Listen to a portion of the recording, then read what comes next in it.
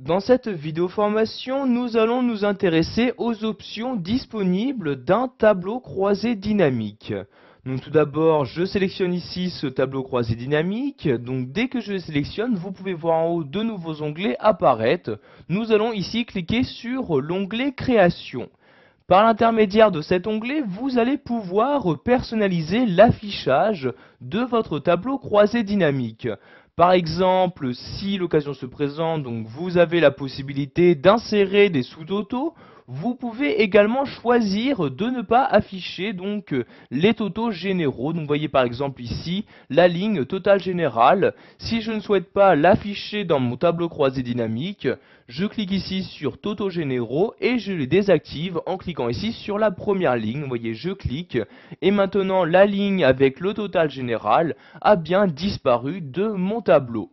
Pour le réafficher, je reclique ici sur totaux généraux et je choisis donc pour quelle ligne ou colonne l'afficher, donc soit pour toutes les lignes et colonnes, soit juste pour les lignes ou juste pour les colonnes.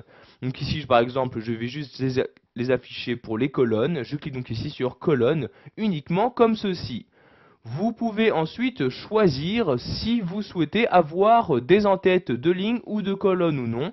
Donc par exemple ici je n'utilise que des en-têtes de colonnes. Si je souhaite les désactiver, je décoche ici cette case là et voyez maintenant donc les premières lignes de mon tableau est maintenant considérée comme une ligne normale et non plus comme une en-tête de colonne. Pour réactiver ces en-têtes de colonne, je recoche ici la case correspondante. Vous avez également la possibilité de choisir donc d'afficher dans votre tableau croisé dynamique des lignes ou colonnes à bande. Donc par exemple ici, si je souhaite activer les lignes à bande, je coche la case correspondante et voyez maintenant une ligne sur deux, donc il ne s'agit pas de la même couleur. Pour finir donc avec la personnalisation de votre tableau croisé dynamique, nous allons voir qu'il existe également des styles pour vous permettre de changer très rapidement la mise en forme générale de votre tableau croisé dynamique. Donc pour changer le style de celui-ci, vous cliquez sur ce bouton-là pour le faire tous apparaître et il ne vous reste plus qu'à choisir donc dans le menu qui apparaît donc le style à utiliser. Donc sachez que si vous laissez votre souris sur l'un des styles, vous aurez donc l'aperçu qui apparaîtra directement donc sur le tableau concerné. Donc je vais par exemple ici prendre ce style-là, je clique donc dessus pour l'appliquer à mon tableau croisé dynamique et voyez donc le style a bien été appliqué. Nous allons maintenant nous intéresser à ce volet-là. Sachez que vous avez la possibilité de le personnaliser.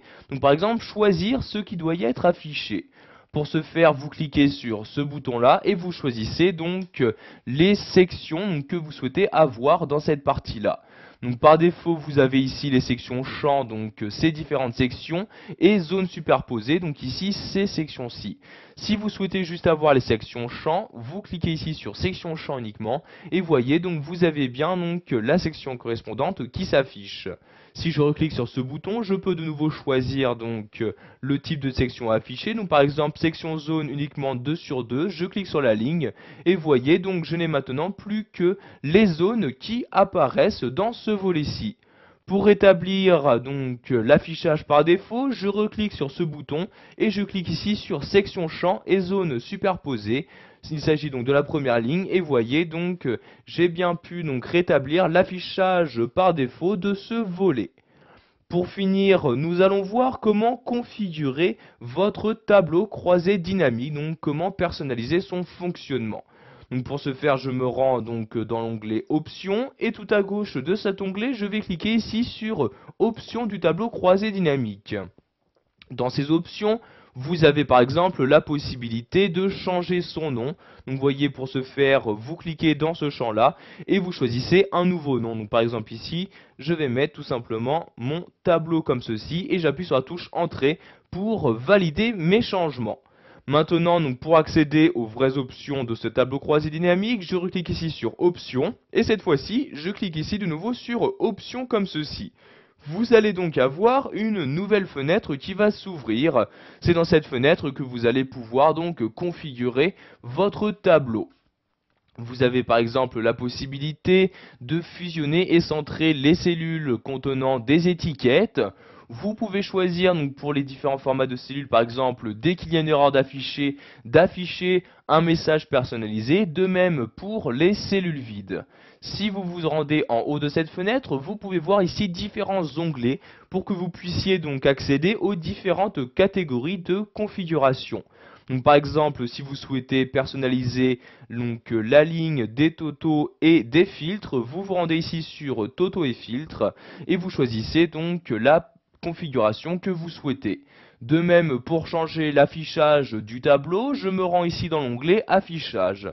Je peux par exemple dans cette partie-là choisir d'afficher ou non différents boutons ou autres. Donc, par exemple ici le bouton Développer réduire, afficher les infobules, etc. Je peux également donc dans cette fenêtre choisir donc l'ordre de tri, donc soit laisser l'ordre de tri par défaut utilisé donc par la source de données ou trier moi-même de A à Z ces différentes données. Donc je peux également donc avoir accès à différentes options d'impression, donc ce qui vous sera utile si vous souhaitez donc imprimer ce tableau-ci. Vous cliquez donc ici sur l'onglet impression et vous avez donc ici les différentes options correspondantes. Pour valider tous vos changements, pensez bien à cliquer ici sur OK comme ceci. Voilà, vous avez maintenant la possibilité de configurer votre tableau croisé dynamique, que ce soit en changeant son style ou encore en accédant donc aux différentes options de celui-ci.